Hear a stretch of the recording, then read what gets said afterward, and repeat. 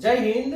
भारत की बेटियों को कुचलने वाले आज उज्जैन के उस महाकाल लोक के विषय में कुछ नहीं कहेंगे। भारत विश्व में अपना डंका बजा रहा है, लेकिन अपने देश की बेटियों को उनका हक नहीं दिलवा सकता।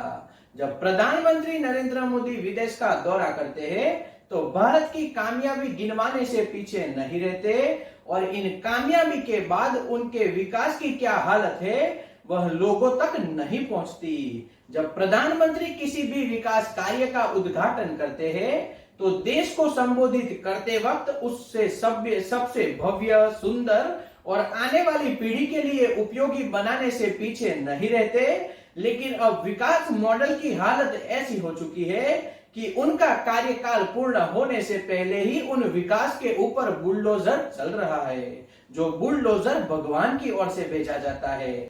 शायद हमें लगता है कि कुदरत भी प्रधानमंत्री और उनकी भारतीय जनता पार्टी की सभी राज्यों की सरकारों से गिन गिन कर बदला लेना शुरू कर दिया है, क्योंकि देश की बेटियों को प्रताड़ित किया जा रहा है। जब देश में ऐसा माहौल होने लगे, किसी देश में सत्ता पर आसीन नेताओं के द्वारा देश की बेटियों को रौंदा जाने लगे, तो इसे ही आप प्रधानमंत्री का विकास मॉडल कह सकते हो। और यही भारत में 21वीं सदी की लोकशाही भी आप मान सकते हो। जब प्रधानमंत्री नरेंद्र मोदी विदेश में अपना डंका बजाकर वापस भारत लौटते हैं, तो उनके भारत वापस लौटने के पीछे पीछे ही भारत के बच्चों के ऊपर रोक लगा दी जाती है और अच्छे उनके आगे की शिक्षा के लिए भारत के बच्चों को विदेश जाने से रोक दिया जाता है, और वह भी उसी देश से जहां से प्रधानमंत्री वापस लौटते हैं। फिर विश्व गुरु की ओर से कुछ भी नहीं बोला जाता।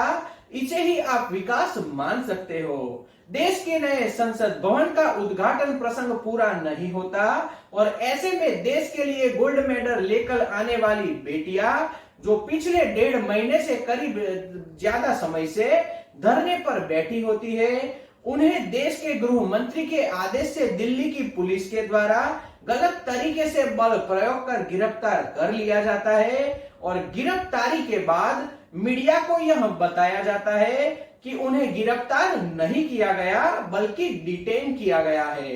अब आम नागरिकों को समझना है कि इस गलत तरीके से देश की बेटियों को घसीट घसीट कर पुलिस वैन में बिठाया गया और शाम होने पर पुलिस स्टेशन से उन्हें रिहा कर दिया गया।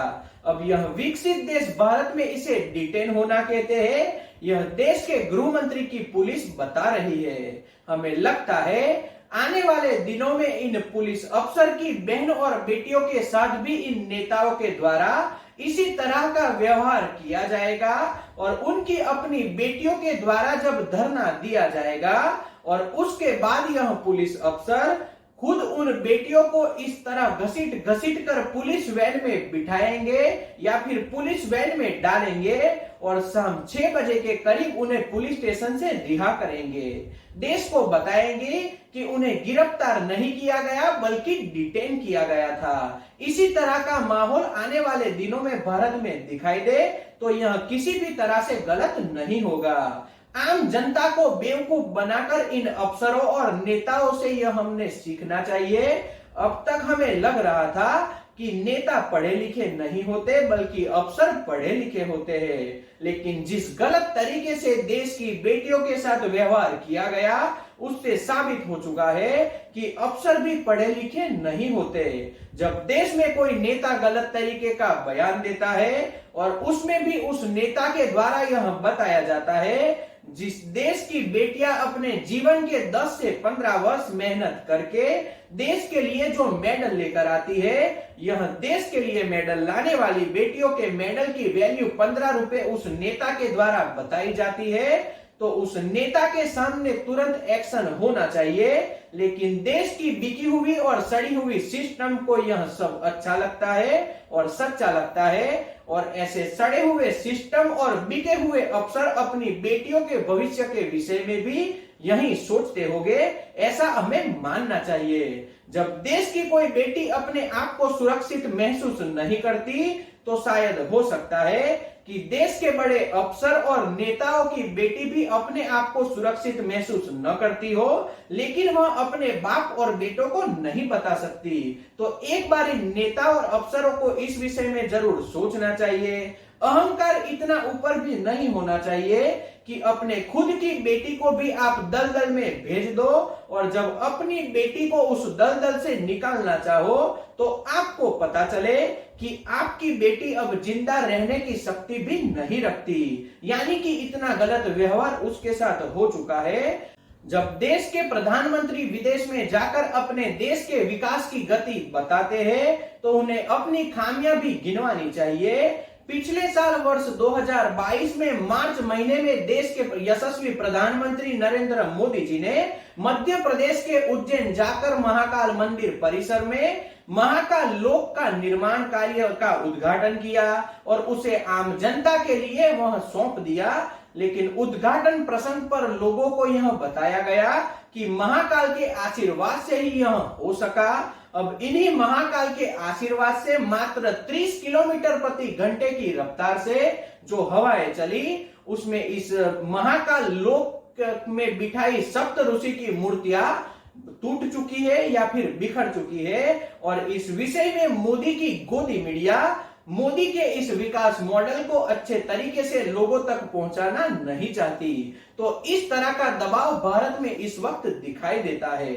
जब उज्जैन के कलेक्टर के द्वारा यह बयान दिया गया, उज्जैन सिटी में तकरीबन 1 घंटे तक 30 किलोमीटर प्रति घंटे की रफ्तार से हवा चली और उसी वजह से महाकाल लोक में रखी सप्त ऋषि की मूर्तियां नीचे गिर गई या फिर टूट गई। और इसी से भी ऊपर जिस मूर्ति को स्थापित करते वक्त इसकी उम्र 100 वर्ष के करीब बताई गई, वह मात्र 1 वर्ष के भीतर गिर चुकी है। और अब इसमें उज्जैन के कलेक्टर को और मध्य प्रदेश के प्रशासन को किसी भी अफसर या नेता की गलती नहीं लगती और इसी वजह से अब इसकी कोई भी जांच नहीं की जाएगी, यह कलेक्टर का कहना है। तो एक तरीके से देश के प्रधानमंत्री जिस मॉडल को आम जनता के लिए जब रखते हैं तो इसकी उम्र 100 वर्ष के करीब बताई जाती है, वह मॉडल मात्र 1 वर्ष के भीतर ही गिर चुका है या फिर टूट गया है, लेकिन इसके पीछे किसी भी तरह की जांच नहीं होगी। यह एक तरीके की तानाशाही आप मान सकते हो। जब इस प्रोजेक्ट को बनाने के लिए मध्य प्रदेश सरकार और उज्जैन महाकाल मंदिर के ट्रस्ट ने टेंडर निकाले, उसमें संयोग से इसके लिए मूर्ति बनाने वाली कंपनी गुजरात के सूरत की निकली। यह एकमात्र संयोग है। इस कंपनी को लगभग 8 वर्ष का मूर्ति बनाने का अनुभव था और मात्र 40 लाख रुपए में इस कंपनी को मूर्ति बनाने का ठेका दिया गया।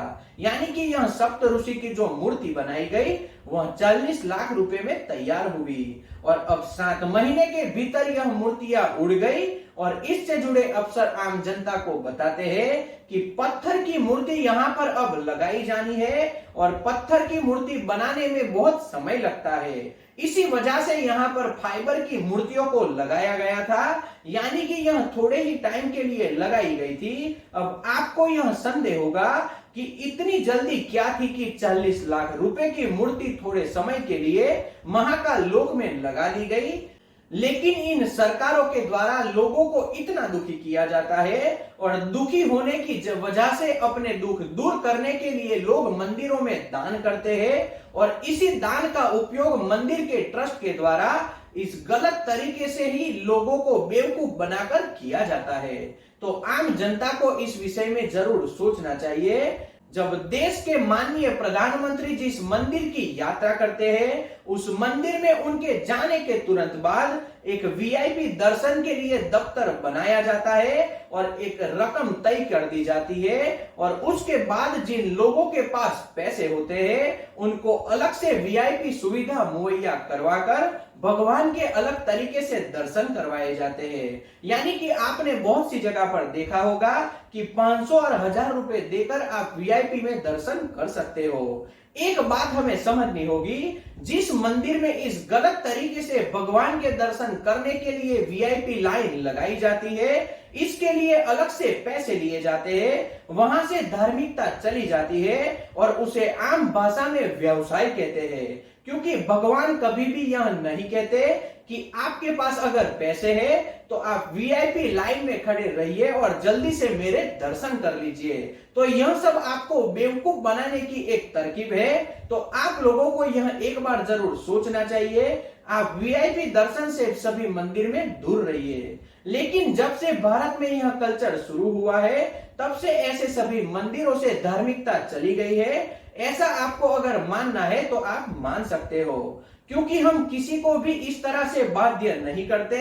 आपको कौन से मंदिर, मस्जिद, गुरुद्वारा या किसी भी धार्मिक जगह पर जाना चाहिए या नहीं जाना चाहिए, यह आपका खुद का अधिकार है। लेकिन धर्म के नाम पर वीआईपी तरीके से दर्शन करवाए जाए तो आपको एक बार जरूर सोचना चाहिए कि क्या पैसे वालों को ही भगवान मिलते हैं, आपको नहीं मिलते। एक बार इस विषय में आप जरूर सोचें। अब जिस गति से देश में विकास कार्य हो रहा है, जिस गति से सभी विकास कार्य को आपके सामने रखा जाता है, वह कितने टाइम तक टिकता है और देश की बेटियों को किस तरह से प्रताड़ित किया जाता है और उन्हें शांतिपूर्ण आंदोलन भी नहीं करने दिया जाता, तो एक बार आपको जरूर सोचना चाहिए। इन दोनों विषय को आप एक बार जरूर सोचें कि धर्म को धंधा किस तरह से बना दिया गया है और देश की बेटियां कितनी सुरक्षित है। शायद हो सके आपकी भी बेटी सुरक्षित न हो, तो एक बार इस विषय में आप जरूर सोचें। अपनी राय कमेंट में जरूर बताइए कि आपको यह विश्लेषण कैसा लगा, ताकि आने वाले वीडियो हम अच्छी तरीके से बना सके। तो आज के विश्लेषण में इतना ही। जय हिंद।